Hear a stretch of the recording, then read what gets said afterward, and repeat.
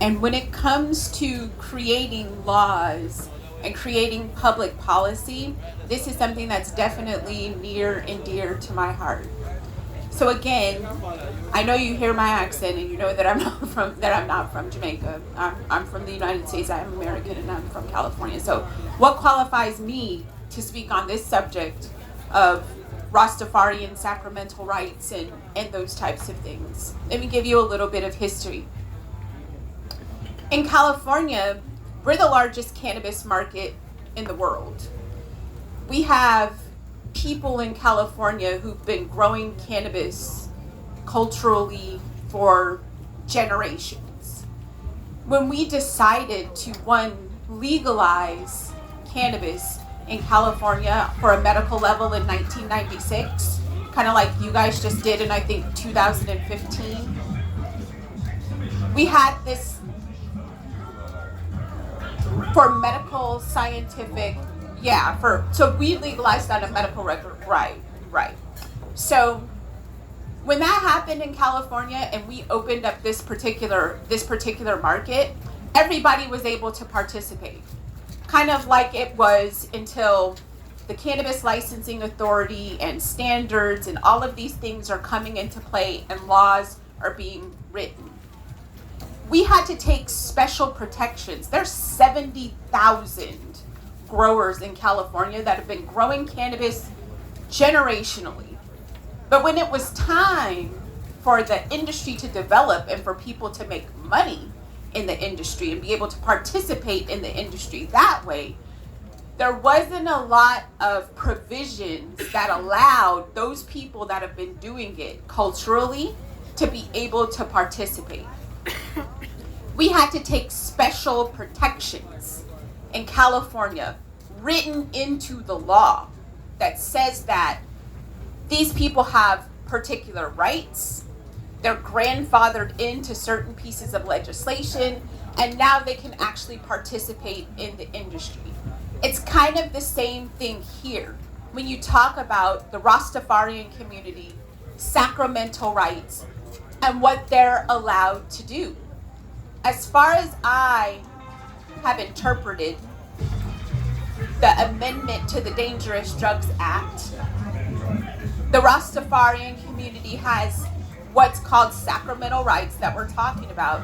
But when it comes to being able to participate commercially and able to actually trade cannabis, no, the law is not enough.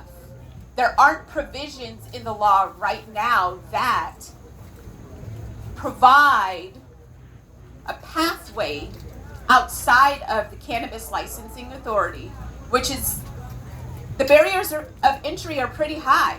They're pretty high. It's very expensive to participate in that particular segment of the industry. Are the laws enough is the question. In my opinion, no. There are conversations that need to be had between the Rastafarian community, those people that have sacramental rights, how they've been, as we've already talked about, standards, how they've been cultivating generationally, and how all of that plays into this new legal system that you have here for cannabis commerce. I actually have a lot to say on this subject, but I'm gonna let First Man speak. But one of the things that you have to remember, if you don't remember anything else from this entire panel, is that your voice needs to be heard. You need to be at the table. You need to be in these conversations, because at the end of the day, when these laws are written, you can't go back later and say that you don't like what's happening if you weren't a part of the process of making it happen. Yeah, again, blessed love. Another multi-layered reasoning as it relates to sacrament. So, this brethren, Mark Golden, that was spearheading along with other ones, this thing, come up with this particular word, sacrament. And it's like the whole thing looked like it governed around the Constitution of Jamaica and its religious rights. Yeah? But then now, after that, the way how the thing craft, it craft in a way where it open. So it not really tell you, say, you have to walk with this, you have to walk with that, you have to, it don't, it just very open. So it unlimited.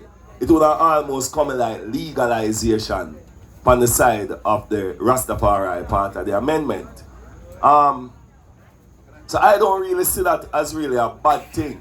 But then what the brethren do after that, him formulate an advisory committee, which is not in the law, right? Because the law kind of empower the Minister of Justice as the regulator, right? So it's not the Ministry of Justice, it's this individual, the Minister of Justice, him the regulator. So him have to look into it, him have to have some kind of reasoning with Rastafari, which is how that brethren did actually start it. But this constitution, where it really come from? It really come from the Human Rights Declaration. Someone say everybody in this Western world try to, look on the Human Rights Declaration and craft them thing around that. Say every human being can be free in this free world. So the sacrament is this like a separating word between Rastafari and the people.